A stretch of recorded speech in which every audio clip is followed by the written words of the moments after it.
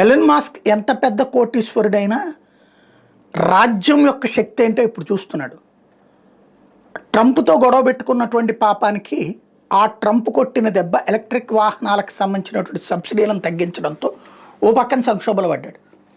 అక్కడ ఈవీలకు సంబంధించినటువంటి business down అయింది, చైనాది పికప్ అయింది, అక్కడ ఒక సమస్య ఫేస్ చేశాడు. దాంతో ఇక్కడ కొత్తగా అమెరికన్ పార్టీ అని అనౌన్స్ చేసిన నేపథ్యంలో ఆ టెస్లాలో పార్ట్నర్లుగా ఉన్నటువంటి వాళ్ళందరూ కూడా ఇప్పుడు నోటీస్ ఇచ్చారు. ఏమని? ఎవరైతే దాంట్లో పార్ట్నర్లుగా ఉన్నా అంటే బోర్డ్ ఆఫ్ డైరెక్టర్స్ మీటింగ్ పెట్టండి, ఎలన్ మాస్క్ని పక్కకి తప్పించాలన్నటువంటి డిమాండ్ ప్రారంభమైంది.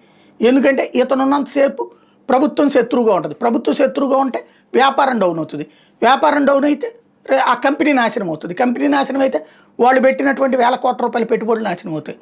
కాబట్టి అర్జెంటుగా బోర్డ్ ఆఫ్ డైరెక్టర్స్ మీటింగ్ పెట్టాలన్నటువంటి ఒక నోటీసులు ఇచ్చారు. అదొక పక్కన ట్రంప్కి రెండవ ఇదే ఎలన్ మాస్క్ రెండో దెబ్బ అయితే, మూడో పక్కన వచ్చేటప్పటికి ఎక్స్ ఇంతకుముందు కొన్నాడు, దాన్ని అడ్డు పెట్టినే ట్రంప్తో ర్యాపో మెయింటైన్ చేయగలిగి ఇప్పుడు అప్పట్లో ఎక్స్ నిర్వాహకులందరినీ బయటికి పంపించేస్తే ఆ తర్వాత తీసుకున్నటువంటి లిండా యాకరినో తాజాగా రాజీనామా చేస్తున్నట్టు ప్రకటించాడు ఈ గొడవల మధ్యన.